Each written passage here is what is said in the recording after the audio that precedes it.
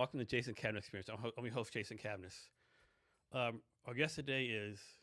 Hi, my name is Vaishnavi. I'm a student at Lake Washington High School, and I'm also the founder of the SWANN Conference. Thanks for doing this today. Yeah, thank you. So I have to ask, how old are you? I am 16. That's crazy, right? You're doing a lot, right? Mm-hmm. So recently I had another young lady on the podcast, maybe a month ago. Her name is Eleanor Knight. Mm-hmm. And she came to the podcast. She finished third in the World Kayaking Championships last year. Mm-hmm. Graduated from University of Washington. Mm-hmm. Got accepted to law school. Wow. And she turned 19 the day after the podcast. Wow, that's crazy. And she thinks she's doing nothing, right? Mm-mm. So do you think you're behind your peers? Do you think you're ahead? How's that for you? I think part of it is just like growing up in this in a more a modern age. There's a lot more comparison that happens, especially with social media. So I suppose some days I do feel kind of inferior, but other days I feel like I really am just on the same level as my peers, sometimes better. So how do you and other young people deal with social media? 'Cause I was growing up, there's no social media, thank God, right? Because I'd probably be in jail, the dumb stuff I did. But how do y'all even deal with it? It's constant pressure on y'all, right? I mean, honestly, we kind of grew up with it, so it's just kind of a part of our Yeah. lives. For me, I'm not very active on social media, so it's not really as much of an issue for me, but I know a lot of people really care about their image, and so they use social media as a tool to kind of put themselves out there, and I think Okay. that's very helpful. So we're going to talk about your conference in a minute, but I'm going to go some other things first. Mm-hmm. So you're a team manager of the girls' badminton team? Mm-hmm. Yeah. So my school has a badminton team. It's fully girls, and last year we were around 60 people.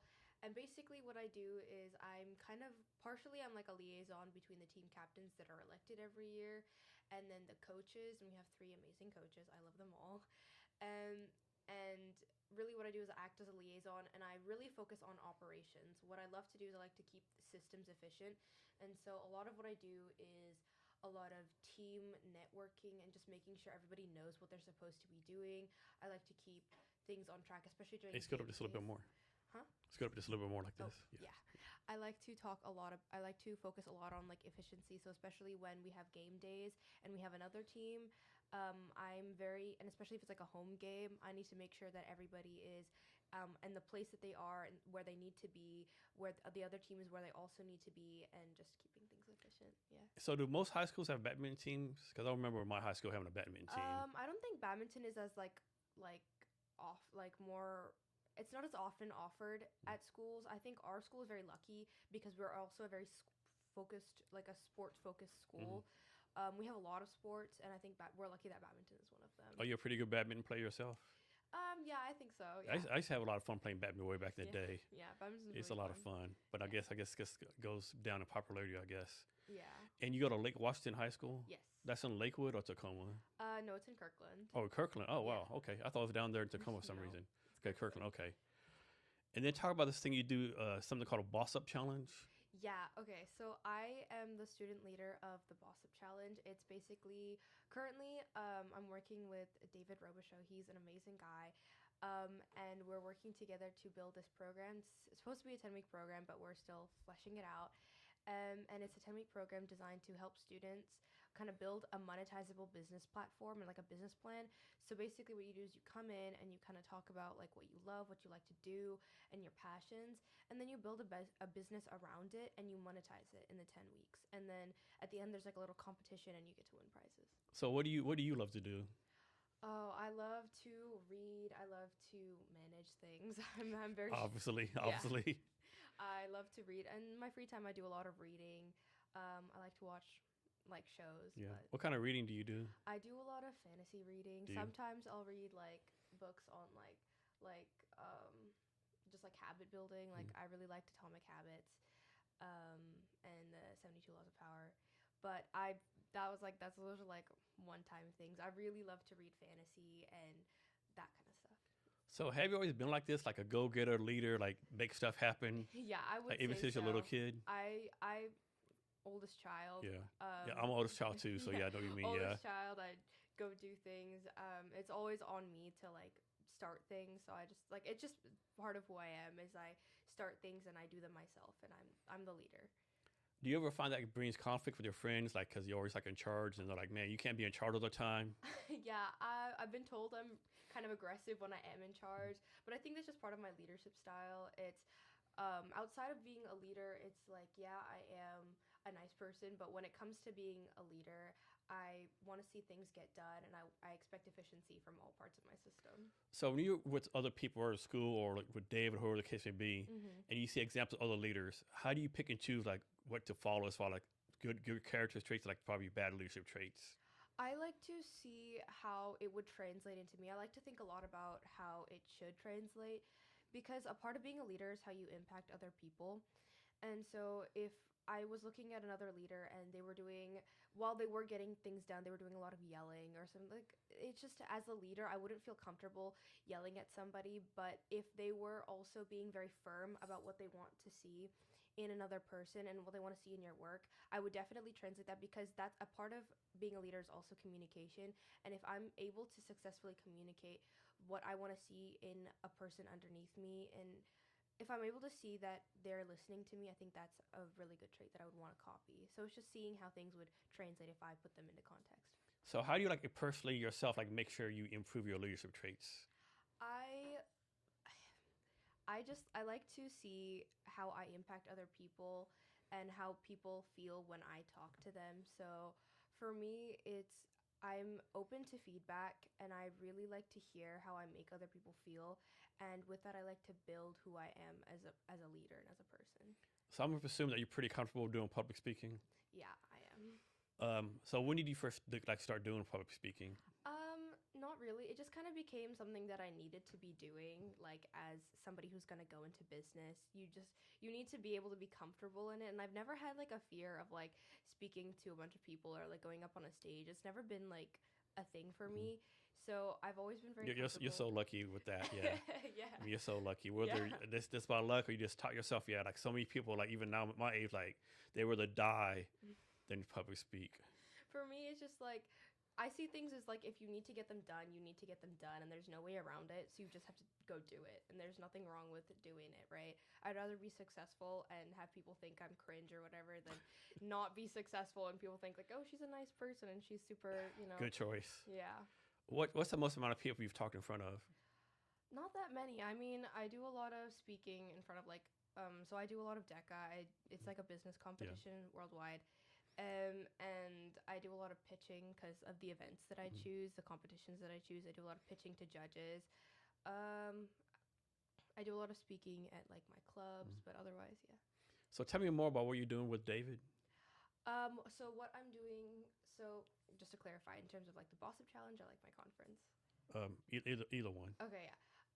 So with my conference, so I just kind of want to step back for a minute and talk about like where this came from. So I have this condition called endometriosis, and basically what it is that so the lining that builds inside of the uterus Yeah. during the cycle is um is in some way, shape, or form comes outside of the uterus and it grows on on like the outside of the uterus or the fallopian tubes or something like that. And so when menstruation is triggered through hormonal fluctuations in the brain, that also sheds inside the same fluid, the same like tissue sheds inside you, and it causes a lot of inflammation, which also causes a lot of pain and usually translate to a lot of very severe cramps. And I mean just mind-numbing pain.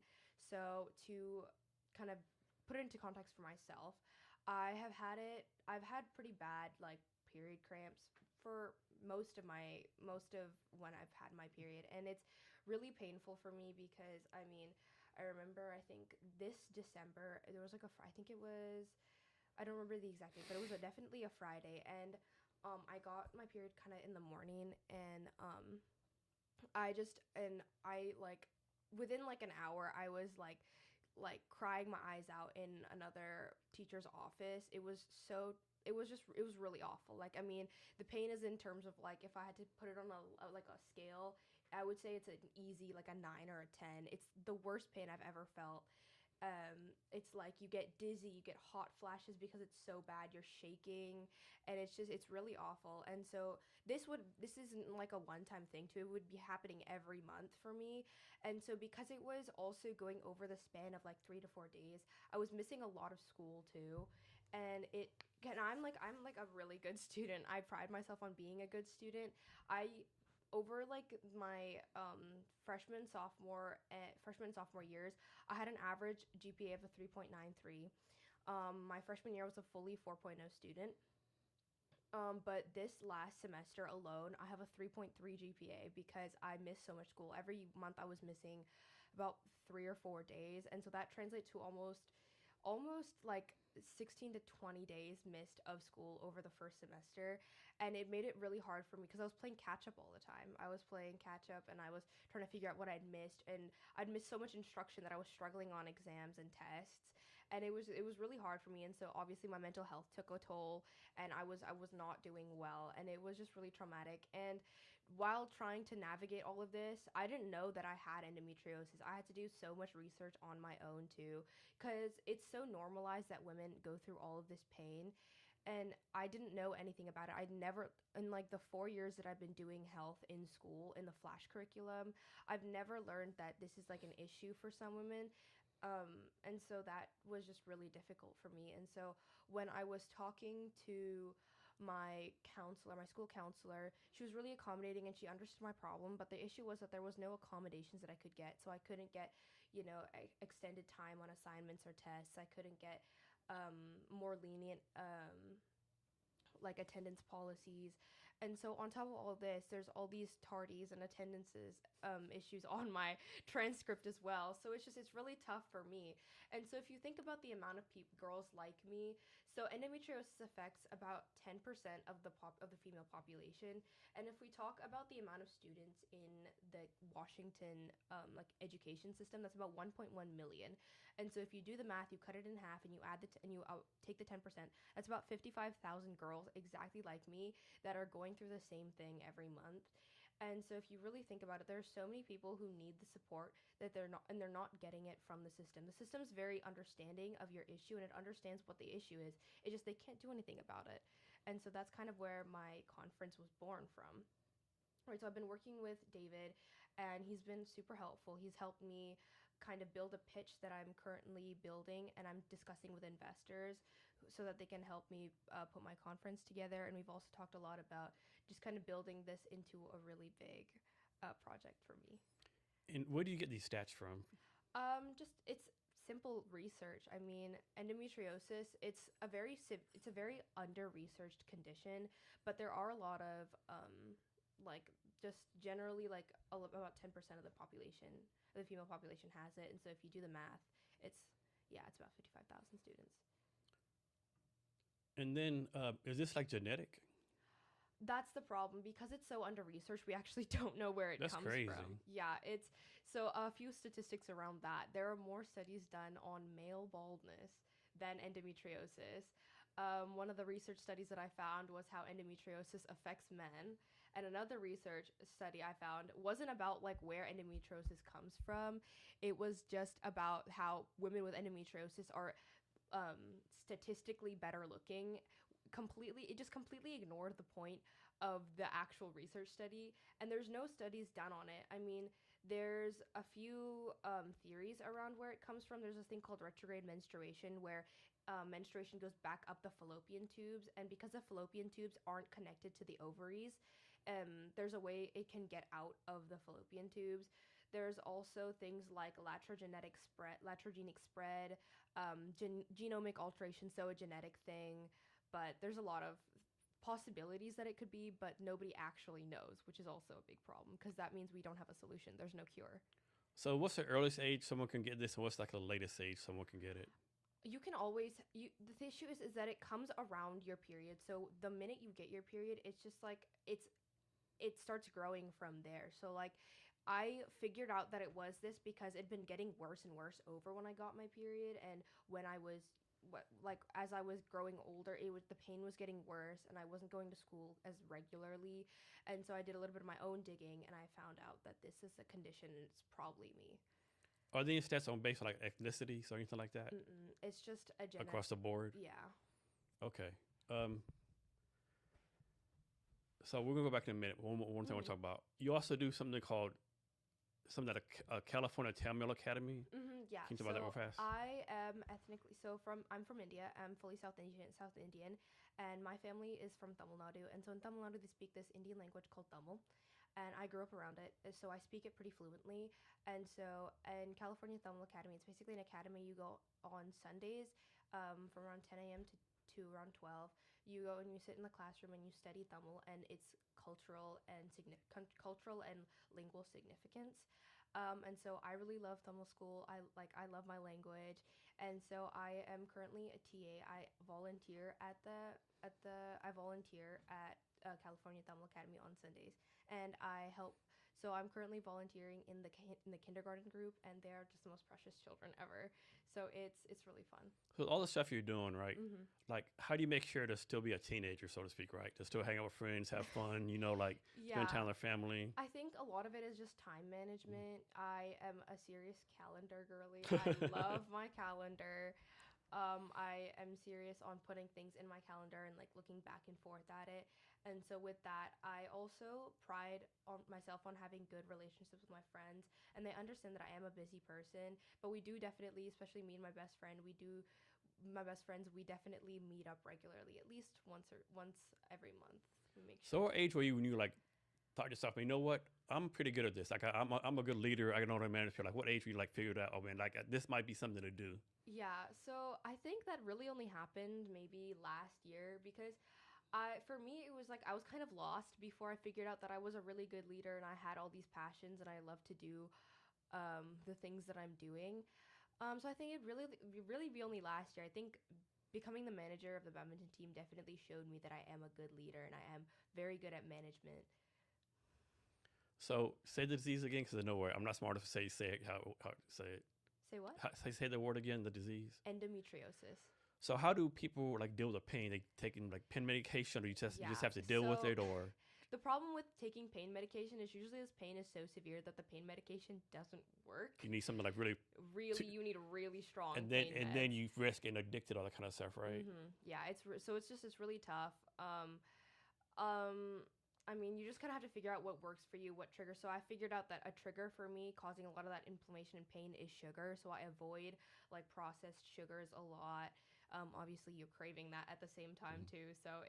But also it's just like half the time the inflammation is just there and it happens. So the best thing you can do, I found out that taking things with magnesium in them are very helpful. So the sugar-free liquid IV has 80 milligrams of magnesium. So that's very helpful. Keep drinking that. But magnesium is very helpful, I Is that found. just for you, or is that generally for It everyone? might it might be for me. It helps a lot of other people. I've heard magnesium is really helpful, but it's just everyone's different. So Are they into like natural remedies? People can do like maybe pineapple juice or apple juice, or whatever the case may be. I mean, it might work. Yeah. The thing is, everybody's different, and you don't know if it's really going to work because there are no science-backed like issues. The problem with endometriosis is that there is no cure. The only like gold standard for it is getting this surgery called a laparoscopy, like laparoscopic surgery, and so they go in there and they cut out all of like the growths on the inside. But the problem is that because they're just like they're like cutting it at the root. It's like it's gonna grow back eventually. So you have to get this $15,000 surgery every 3 to 4 years because it keeps growing back, and there's nothing you can do about it. It's just like it's just like a cycle that you're stuck in. So, talk about the process. Like, how do you learn that you had this right? I just had to do a lot of research. I searched up like what this could be caused by, what the issues were, and then obviously I had multiple doctor's appointments. Another big issue with surrounding women's health generally is that it's also very just kind of negatively seen, and it's not as taken seriously as it should be. And so after a lot of oh, I'm sure you just need to get on birth control, and oh, I'm sure you're fine. It's just you're just being dramatic. A lot of my doctors told me I have endometriosis. You most likely have endometriosis because again, you can't be for sure, like 100% for sure, unless you get the laparoscopic surgery. Because I mean, other ways they can kind of tell are through an MRI scan, which is also very expensive. especially with today's medical system, and a ultrasound. But usually the ultrasounds don't work and they don't pick up the tissue, so you're kind of stuck. I guess all this is like pretty intrusive too, right? It's very intrusive. The laparoscopic surgery is super, super intrusive. They they cut a hole in you and they stick a camera up in there. It's awful. It's very intrusive. So what happened for you to like make this like kind of like a passion project? Like why you? For me, it's just I was really, I would say almost angry. I guess I was just angry that like nobody was seeing that this was like an actual issue. Like there were so many girls, like my best friend, she has a similar condition. She doesn't exactly have endometriosis. She has this thing called PCOS, and she has severe blood flow. So it's like she's like it's just really uncomfortable for her, and she misses a lot of school too. And she doesn't have any accommodations like me either. Like I have so many friends that with that same issue, and they have to come to school every day. And so I think that it just made me really angry that like we have to do all of this and still perform at the level that we're performing at as AP students, as honors students.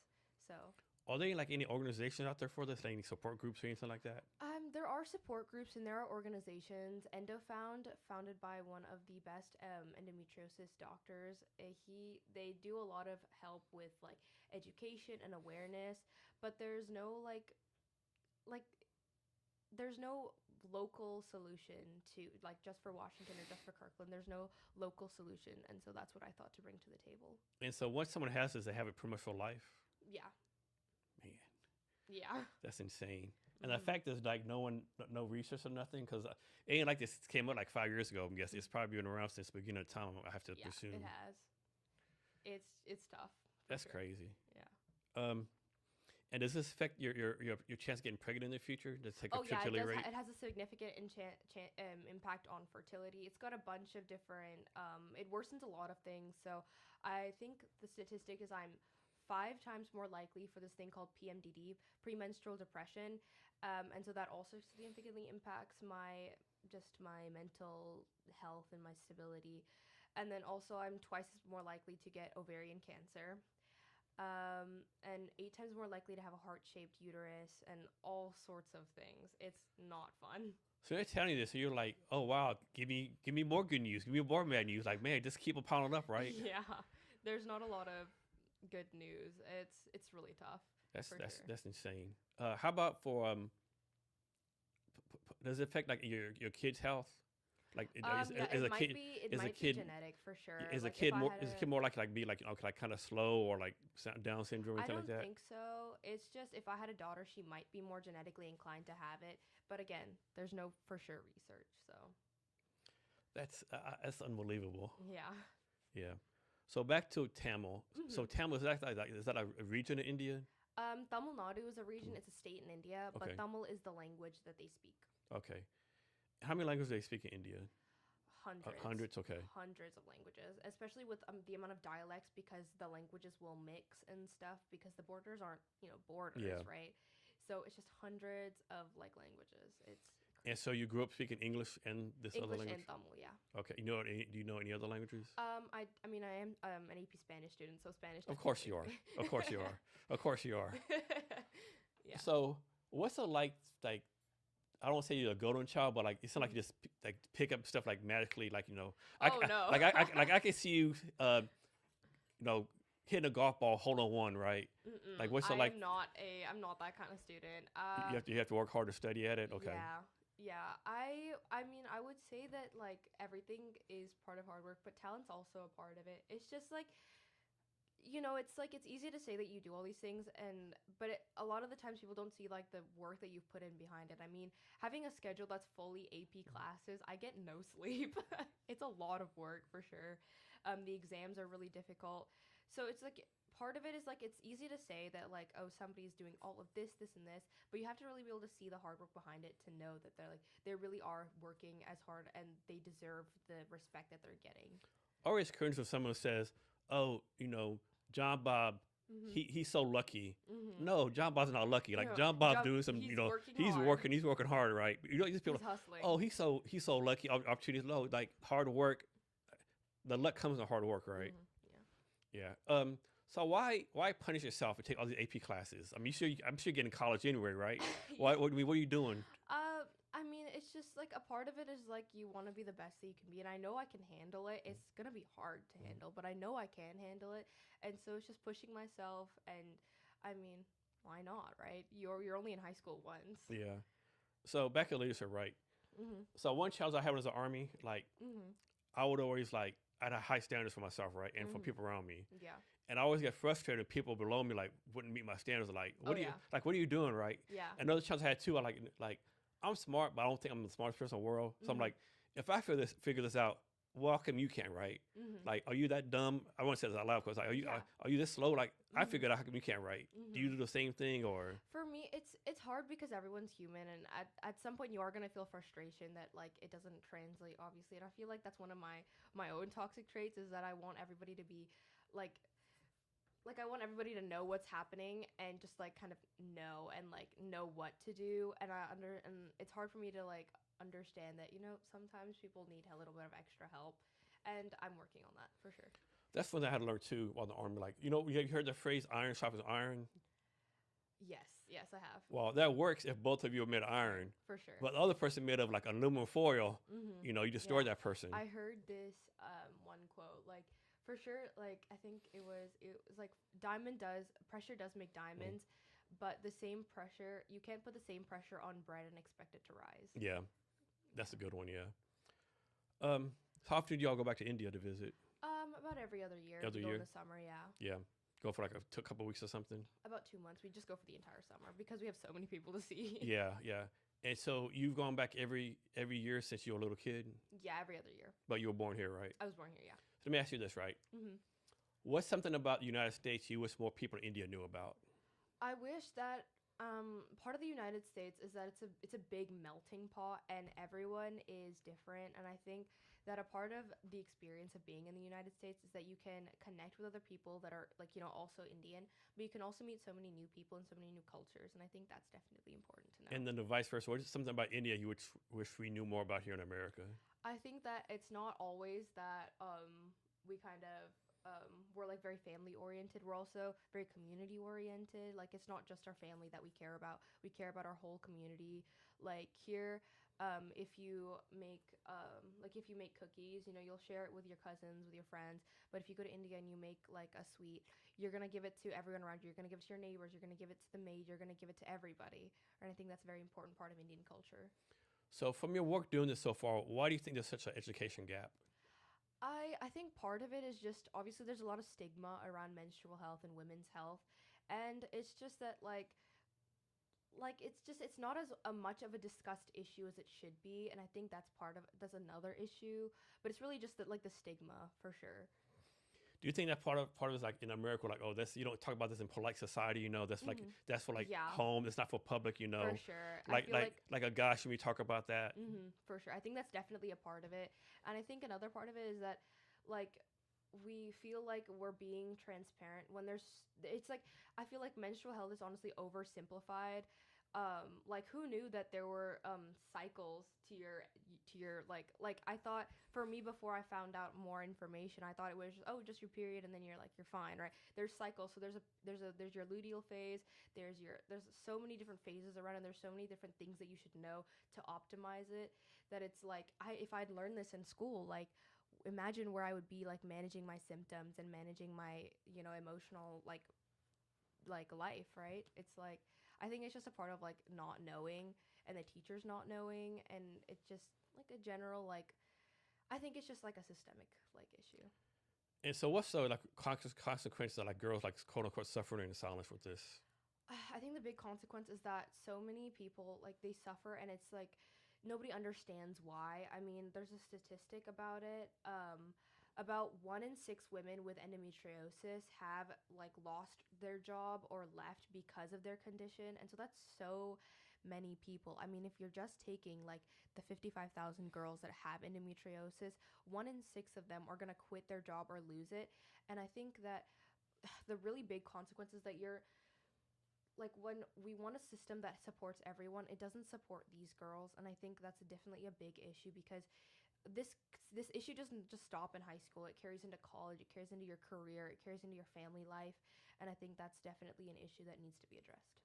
What's a myth about this disease? I don't know any like myths. Um, I've never heard of like any myths. No. I think it's just that so under discussed that like Okay. yeah.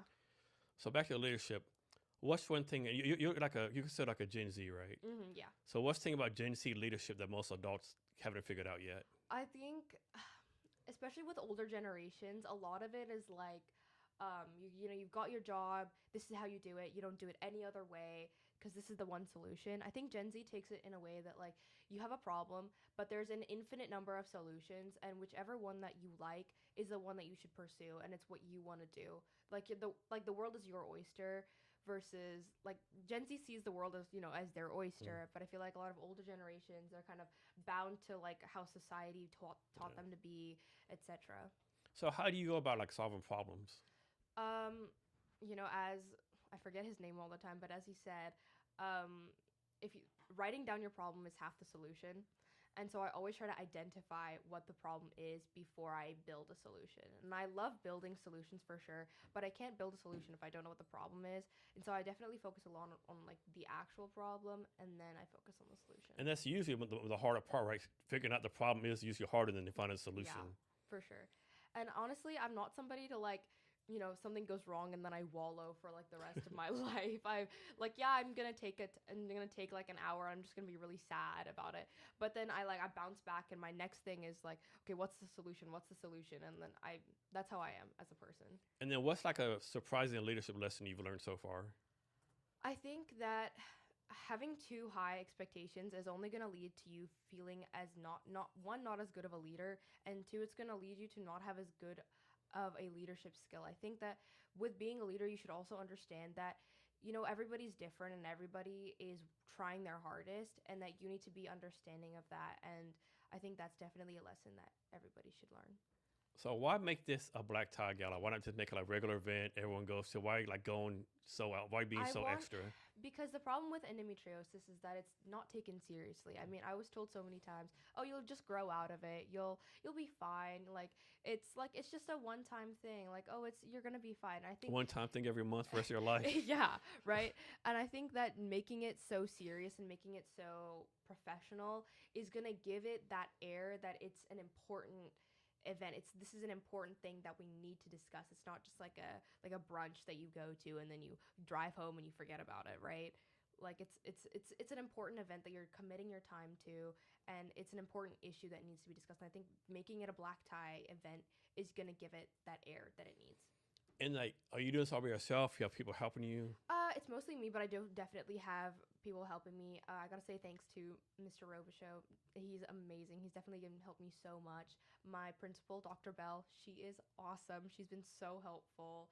And just everybody who's been supportive of my idea, my parents, everybody, like they've all been amazing. So I'm sure someone's told you this, like, hey, this is too much for you. You better not have too much to chew. Like, oh, I've told myself that. Yeah.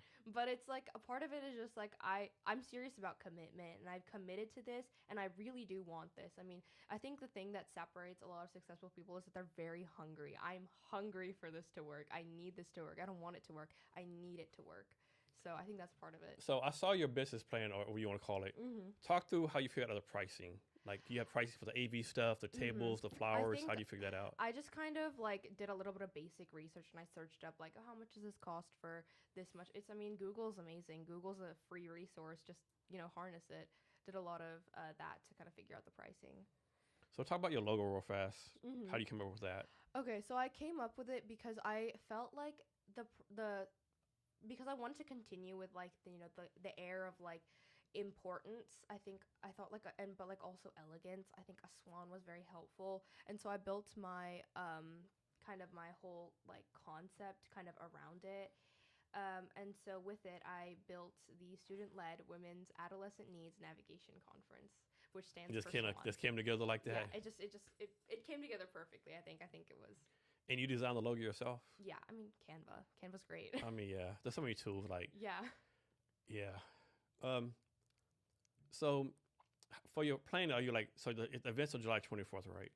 Around July 24th. The date is still in conversation because I'm still obviously planning it. Yeah. But July 24th, August-ish, we're looking at it. So how are you like doing backwards planning? Like July 24th event, and you backwards planning for there. Like how are you doing the detail planning? I would say I built the basic structure on backwards planning, but then I'm going forwards in this is what I need to do, then this, then this, then this, and this. Right now, I mean, obviously everything hinges on me having investment and like getting an investor and getting a sponsor. But after that, I mean, it's smooth sailing. You just got to put it together. So how are you going about trying to find people to sponsor this, a partner? I am definitely focusing on, because this is a community service sort of thing. I'm really focusing on like companies and investors that have a stance in like this kind of, just kind of this area. I think that the way I'm really focusing on it, so like for example, I'm really focusing on KeyBank. I really want to get them as a sponsor, because so they released a 2024 paper on their CSR like guidelines, not really guidelines, but their kind of goals. And so their three were community, education, and career. And so if you think about all three of those, endometriosis impacts your community, impacted my family for sure. I think we had a very strained relationship when I was struggling with this, and I still am struggling with it. Education for sure. My education has suffered, and my career will suffer, at least in a certain part, because of my condition. And so I think that I'm really focusing on their guidelines and why they should sponsor me, because I align with their goals. So for those who don't know, what's a CSR? To me, it's amazing you know that is. Community service. And most large corporations have this somewhere. They do. They do a lot of, so community service is a big thing. CSR, that's just kind of like a big focus to some companies, and I've definitely focused on the ones that do, because again, community service is great. So yeah. Are you gonna reach out, I guess, like any health companies like that? Or? Yeah, I also have Kaiser Permanente on my list, but I really want KeyBank. KeyBank, okay. Yeah. And so how are you going to reach out to people? You're going to say, like, call them on the phone? Like, you're going to have someone do an introduction? David gave me the contact for the region head for KeyBank, so I'm going to be contacting him. I think most people would say, man, you're the disadvantage, like you're a young female, 16. But I'll say you're the advantage. Like, if you just have someone on LinkedIn say, hey, I'm blah, blah, blah, student, everyone's going to answer you, right? Yeah. I'm definitely one. Sure. I think students are definitely an advantage in that they are a student. Yeah. So everyone's going to want to help you. They're at least going to take your call and talk to you, right? For sure. Now, you're going to have one jackass and, be a jackass, right? Yeah, for sure. Can that affect you, right? So have you ever done an event before? No. Yeah, it's a lot of work in it, yeah. I've never planned an event, but I mean... This is definitely a good resume builder for you. It's something that I really want to do, and I think that, I mean, again, it's a skill that I'm also viewing it as like event planning is a big skill that I can put on my resume, obviously, and it's a nice skill to have. But I mean, you know what? Everybody started somewhere. Yeah. Let me ask you this. Of course, your event's going to be a success, right? But what's your red line where you say, okay, maybe it's like, I don't know, June 30th, you have no money, and this is going to get like, what's the date where you say, okay, I was able to pull this off and stop? Are you gonna put it on regardless? I'm going to put it on. I'm going to figure it out. Like I said, I'm hungry. I need this to work. I am not willing to accept that I'm going to give up. Like, giving up is not a reality that I'm considering at all. It's not going to happen. It's going to happen. I'm going to hold this conference. I need it to happen. I like that. Yeah, I'm not willing to accept anything else. So where do you get this I don't want to say attitude, but this I guess attitude, right? Is you get it from your parents, or like you just got it from? I think it just came out of nowhere. I think part of it is my parents, obviously. I think it's part of it just like who I am. It's like if I really want something, I'm gonna chase it. I'm gonna hunt it down, and I'm gonna get it myself. So it's the night of the event, right? What's a perfect night for you? Like what happens on that day? I think that the perfect night would just be like everybody shows up and everybody's like understand the issue, and everybody's listening, and everybody's like, oh my god, this is a really important issue. And then everybody's a great, because again, like part of the conference is, so the problem with this problem is that you can't just solve it in one night, right? You can't just like say like, oh, okay, we're gonna do this and then be done in the night. You have to build a team first. And I think bringing together, because the conference is going to be bringing together like policymakers, doctors, educators, people on the health board. All these people have a stance in this issue. And I think before even like considering a solution, I think we need to build a team that can build a solution first. And I think a part of the conference is letting these people network and build a community which is another one of my impact goals that I put in my presentation. So go through in your mind right now how you see the night going. Like, like it starts at 6 p.m., networking, food, dinner. Yeah. So I think the initial, so everybody's coming in. That's just kind of like a networking thing, again, to build to just kind of build a community and like let everybody know who they are before they sit down. Then there's like a keynote speaker. I would speak. Obviously, I would introduce because I'm the hostess. And then again, we would have guest speakers. I'm very much focused on guest speakers. So in my head, there are like 3 kinds of speakers that I want to see. I want to see somebody who has gone through this and faced these issues. I want to see students who are facing these issues, and then I want to see somebody corroborating all of this is like, oh, I've seen this issue. So like a doctor would be a great one, an example of that, or like a teacher would be a great example of that, I think. And then again, we have the speakers, then we have dinner, obviously, because it's a long event. I think we should be eating, and then more networking, and then we're done. Okay. And how long do you think it's like 2-3 hour event or? Oh yeah, 3 to 4 hours. Yeah. Yeah. And who would be like your dream keynote speaker? Keynote speaker. Okay, so there's this amazing woman on YouTube. Her name, Dr. Harini Bhatt, and she does the Today I Learned Science channel. I follow it religiously. I love that YouTube channel so much. And I think, and she has an amazing story on how she's had endometriosis and it's impacted her life. And I think she would be an amazing speaker, and I really want her to come speak. Have you heard of an organization called Women in Bio? No, I haven't. I need to connect you with them. Oh, okay. That'd be great. Thank you. Yeah. I have a lot of connection for you. And so, like, how much time do you spend on this every week right now? I think about it all the time. Yeah. All day, every day. But thinking and doing is 2 different things, right? Yeah. So how much time do you actually do stuff? I commit at least half an hour every day. Okay. Every day. And you feel like you're making good progress, or? I think I am. Okay. For sure. And so what's some of your milestones in your planning process? Like, you want to have this done by May 5th or this done by this time? By at least March, I want to have a focused, like, I want to have the sponsorship and like the investment secured, because I can plan it like even if I just have 3 months to put everything together and to like get everything done, it's going to be a struggle for sure, but I can definitely get it done. I think my focus now is getting a sponsor, and that would be my first milestone, preferably by the end of the month or by the end of March.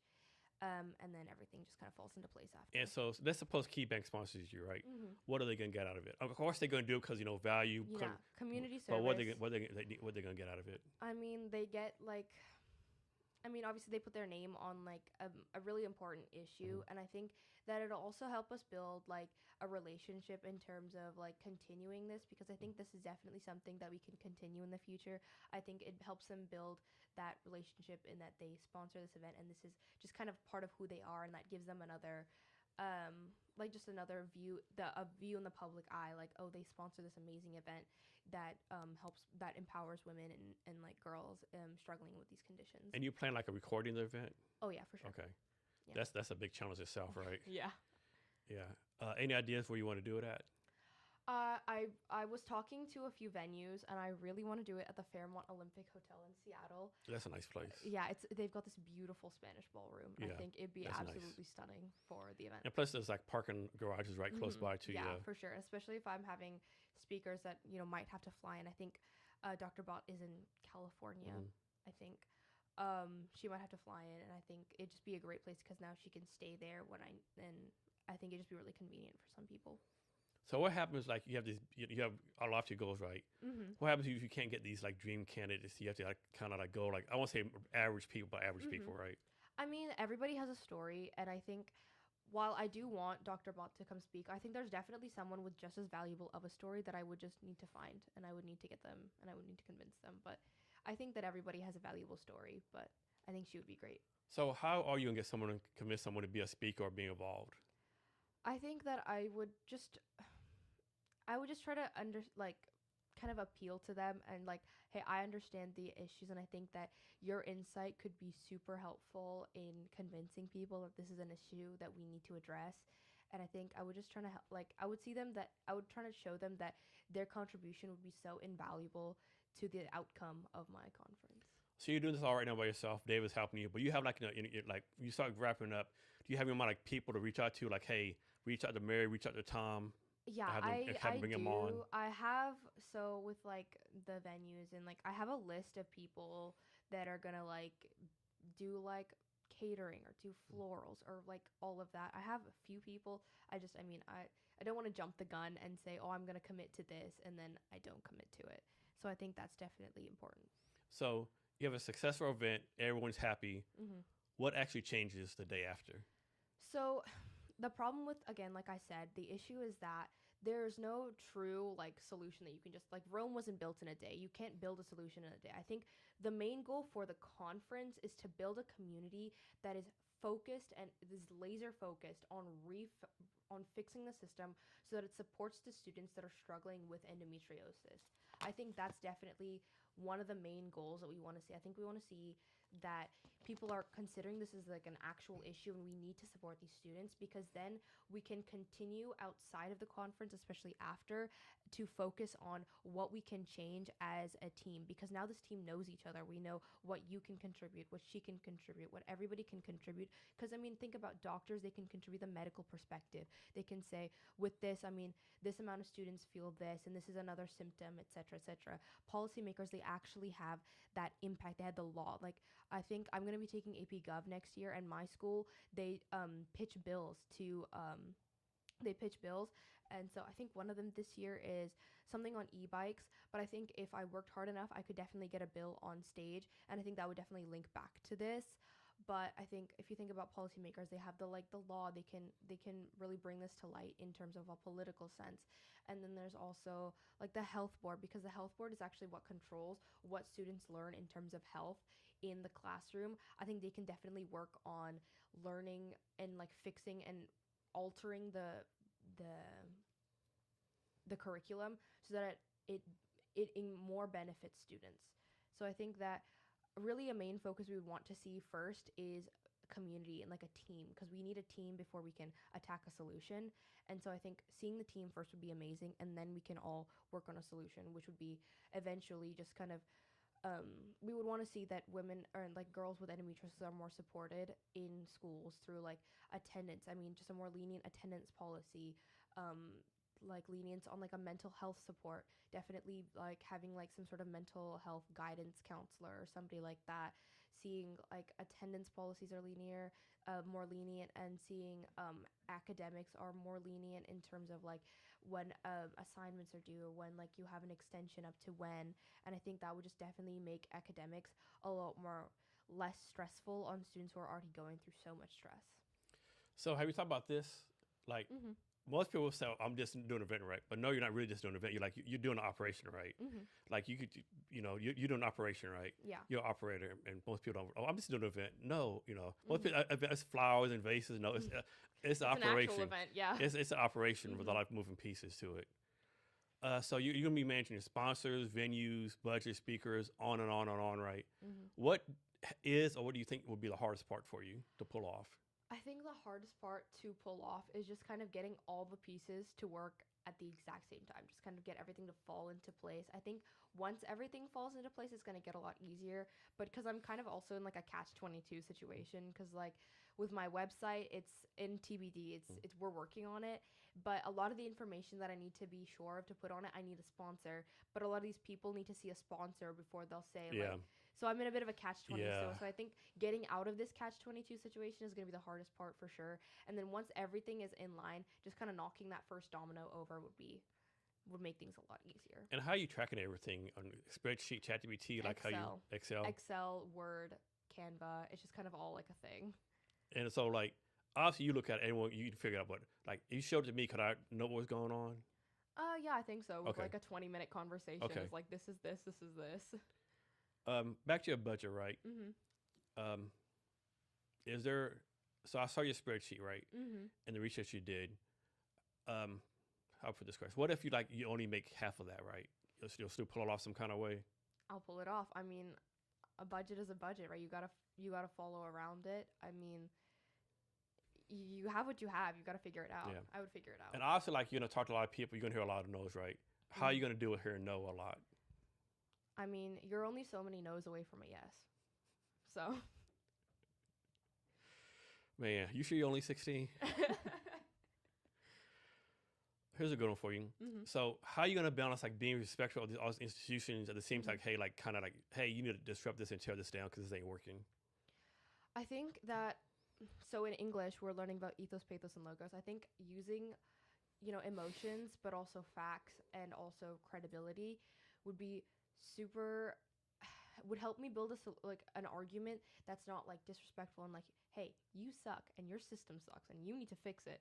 But also, hey, this is a problem. This is why it needs to change. This proves that we need to change it. And I think you guys and me would be a great team in fixing it.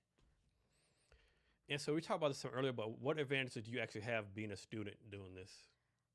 I mean, I've never like hosted an event like this. I've never actually managed anything of this scope, but I mean, everyone starts somewhere and everybody's done something once and then they did it again and they did it again and that's how they're an expert. I mean, I think Tolkien said this. Everyone who's an expert was once a beginner. So. Yeah. I mean, most changes are made from people who have no idea what they're doing. Exactly. And so what is this thing? It's called, it's a Washington Health Curriculum Flash. What is that? So Flash is the curriculum that Washington uses to teach kids about health. So it starts in like 4th or 5th grade, and then you learn about it all through like high school, middle school, and like the beginning of high school. And it just kind of teaches you about your body and about other people and just like family health and like men. So like it kind of covers everything. It covers menstrual health, sexual health. It covers like I'm guessing, but it's like too vague, yeah, too general. It's so vague. We talk a lot about drugs and alcohol and just like managing that and like not giving into peer pressure and stuff like that. So don't do drugs, but it's illegal here in Washington. Yeah. Yeah, I think that's definitely a thing. It's more of a focus than like, women's health. I mean, I think we spent like 2 days when I was in middle school going over like menstruation and like women's health. And here's a question for you. Like, I think some people would say it's not the place of school to teach. That should be the place of parents. What's your take on that? Like, it should be the home instead of the school teaching all this stuff. I think my take is that it's something everybody should know. I mean, everybody knows a woman. Everybody came from a woman. I mean, you have to know, and you're going to need to know that information at some point. School is the best place to learn it in a controlled environment.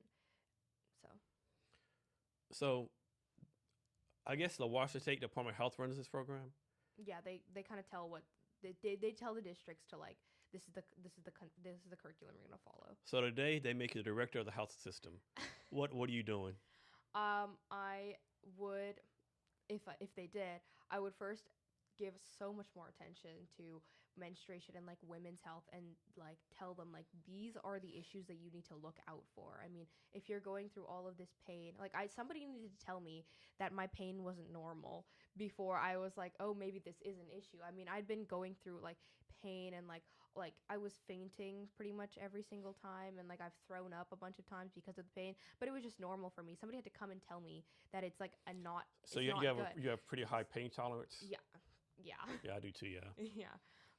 But I think that I definitely would change like students like learning about it for sure. I think I would have everybody know about it, not just girls. Like men should also know about it because I mean, they're going to get married at some point. They're going to know a woman at some point. And I think it's definitely important for them to understand that this is an issue that's just biological and it's like they should know about it. So you already talk about some, but go more detail. Like we talk about how like you bring an awareness, but how does this awareness translate to policy change? I think this awareness translates to policy change in that because again, like I said, half the solution is knowing the problem. I think that awareness is going to let people see the actual problem is that we don't understand, we don't give enough focus to girls that are struggling with endometriosis and with PCOS or pretty much any condition that affects that and causes a lot of pain or causes just a lot of mental stress. I think that with awareness, we're going to see a lot of understanding around it, and that is going to lead to all these people working together. I mean, like in my conference, building a community, this awareness is going to help us build a community that's going to lead to systemic change. So what's your dream college? I mean, dream is different from like logic. I mean, I would really like to go to NYU Stern or like UPenn Wharton, but that's big money. I mean, yeah, I think the money's more of a challenge than you get in there. Yeah, but also it's just like the acceptance rates are so low. It's not like it's more of a dream than like an actual goal for sure. So I mean, somewhere like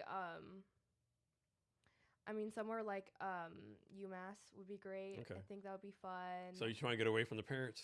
No, I just really want to be on the East Coast. I think the That's East far Coast away would from be the really fun. parents. Yeah, I mean, I'm also gonna apply to Foster. Okay. So So Foster's like that's your safe school. I guess, but I mean, yeah. And so you want to study what in college? Investment banking. I want to study finance. Finance would be the ideal major, but I mean, if it's not there, I mean, there's also administration or like economics. You're gonna probably change like 20,000 times. I really if in my head, if I'm going to a college, it's because they have a finance degree. Okay. And in finance, it's like a bunch of different things, obviously. But once I get out of like school, it's like straight to investment banking. So how's this SWANN Conference you're doing linking to your future plans to be a finance person? I think it's more of just like the management. Again, this is like a passion project. This is something I'm passionate about. It's not like connecting to like, school or college or anyway. It's just like a passion project that I really care about. But I mean, obviously the management skills are going to translate over, the time management, the commitment skills. I think a lot of that is like building it versus execution is definitely going to translate over. So you're kind of out there. I mean, you're not a public person per se, but you're doing stuff in public or whatever. So what's something you're proud of that like only people close to you, right? Like maybe your teachers don't know, David doesn't know, but something you're very proud of that maybe only you, your parents, and your friends know about? I think I am very proud of the fact that I get up every day and I am focused, because I mean, everybody around me knows I struggle with like, kind of staying motivated, and I think I'm really proud of myself that because I mean, again, with like the mental struggles and the mental health issues, I think I'm really proud of myself for, committing to this and saying that I have this goal and this is why I need to do it. I need this. And I think that I'm really proud of I'm really proud of myself for being so. What's a skill you don't have that you want to learn? That's a good question. I think it would be really nice to learn a lot of, get better at Excel. I mean, for sure. I think that's definitely a hard skill that I need to know for finance. But also, I mean, I just really need to know Excel. And I mean, I'm very like clicky, and then, you put in something here and that's it. Like, I don't know how to use Excel in the way that I should. I mean, most people have no idea how advanced Excel can be, right? It's crazy the things you can do. Like, the things you can do on Excel is insane. And I think I'd definitely like to be one of those people who knows everything about Excel. So how do you handle self-doubt? I mean, everybody's going to have it at some point. And I kind of just, I handle it. It's really hard for me to explain, but I would say that I kind of process it. I'm very aware of my own emotions, and I know that, okay, I'm experiencing self-doubt, and I'm going to feel it, and I know that, but it's going to go away at some point. And in the end, the self-doubt is you're your own enemy, right? Like, you're your own ally and your own enemy. And again, the self-doubt it's going to be there, and I think you just have to kind of, it's going to be there. You have to accept it and you have to move on. So let's fast forward 5 years. Mm-hmm. Do you see this event happening every year, one-time thing? You see someone take it over after you go to NYU? I mean, that'd be fun. But I would like to see it happen every year. But I mean, even if it doesn't, the impacts it's going to have are definitely going to roll over into the coming years. So what do you think is going to be harder for you? Doing the fundraising or actually changing the policy around all this? I think that right now, again, the fundraising would be the hardest part. But in the end, the policy change is going to be the hardest part, for sure. I'm guessing each state has their own policy on this, I'm guessing, or are you just focused on Washington right now? I'm really focused on Washington right now, but I'm sure there's definitely differences in policies and like what you learn in school per state. But I'm really just focusing on Washington for now. And you probably haven't thought about this, but it's the night event. What do you plan on talking about? What's your little speech going to be about? I think my speech is just going to be about my own struggles and where the conference came from, because I mean, I want to talk about a lot of where it came from and what it was born from before we go into any of the issue. I want to talk about myself and like how this is, come to be, and like the reason they're sitting where they are today is because of my story. And so how many people do you think know that you're doing this? I think like basically most of my circle does know about it, for sure. Okay. And who's been, not counting your parents, but who's been the biggest help to you so far? Mr. Robichaud, so David, and definitely Dr. Bell. They have been the best allies I could ever ask for. So who's someone that's not helping you right now that you'd love for them to like be on your team? I think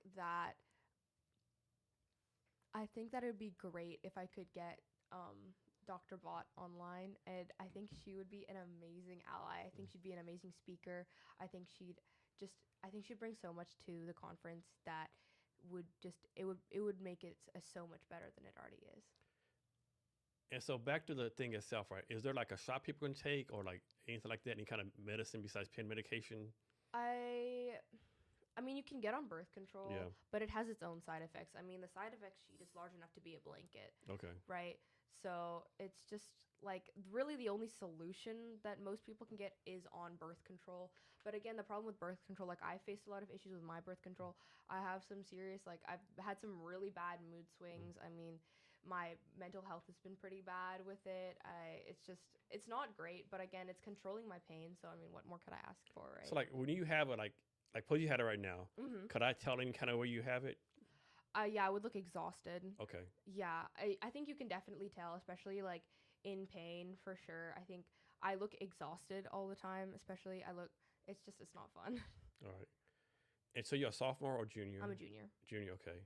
Take all AP classes, doing the badminton thing, Yeah. the academy thing. You said you do some clubs too? I do DECA. Okay. So DECA's really my main focus. I did speech and debate last year and the year before. What kind of business have you pitched with DECA so far? Right now, so last year I did this thing called business operations research. So really the focus of the paper that I wrote, because the kind of event that I'm doing requires you to write a 20-page paper detailing your like the operations of a business that you chose, and then like a solution that you're presenting. So last year I did Overlake Medical Center, and I did like an AI system for triage, like patient triage, because I remember that I went to I had some like heart palpitations, not really heart palpitations, but I had like chest pain. And so we went to it was late at night. It was like 12 o'clock, 1 a.m. And there were still so many people in there that like I was waiting up until like 3 or 4 a.m. to get checked out by like a doctor. And and I didn't have any heart issues or anything. It was just like a musculoskeletal, something like that. That's what they said. But imagine if I did have like a heart issue and I just didn't know what it was, because nobody in my family has heart problems. So I've never like had to worry about it. But imagine if I did and it was like a light heart attack and I didn't call 911, because I don't ever call 911 because yeah. Do you see any way maybe AI can be a solution to this? I think AI would be great for talking about like information retrieval, but again, it's questionable in its information. But I think a lot of this requires a human perspective, a human touch. So would you say, do you think most females are like, how I put this question, like for the females who have this, do you think they're more like keep to themselves, not really tell people about it because of all the stigma and stuff? I think that's one of the issues surrounding endometriosis, is that like it's so hard to explain and it's so hard to get people to understand the severity of the issue. It's that like a lot of people, they don't discuss it, and I think that it comes up around like other women, but like they don't tell everybody in their circle about it. So how do you think we change that? Get rid of the stigma. You talk more about it. I mean, the way you get rid of stigma is you talk and talk and talk about it. And I think that also awareness. Are there like any social media channels for this? Like any YouTube channels for people talking about this? I don't know about YouTube, but I do follow like EndoFound on Instagram.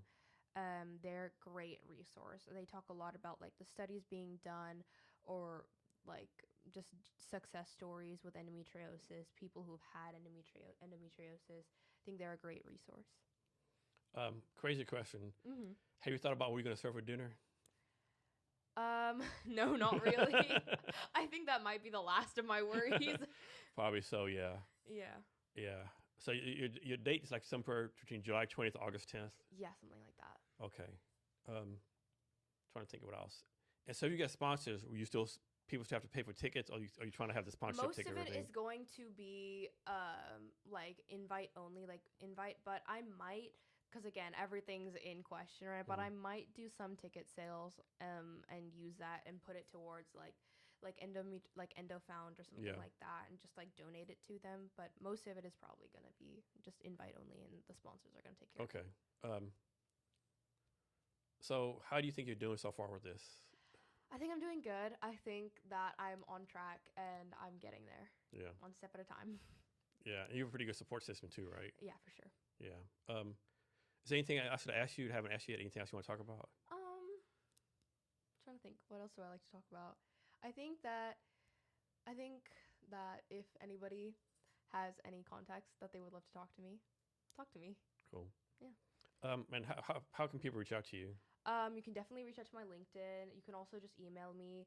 My email is vaishnavibalaks@outlook.com. vaishnavibalaks@outlook.com. Email me. Please email me. So if we get out of here, Uh-huh. can you give us any advice, anything you want to talk about? Any advice? Okay. My dad actually told me this. He said, so I have this, I get discouraged pretty easily.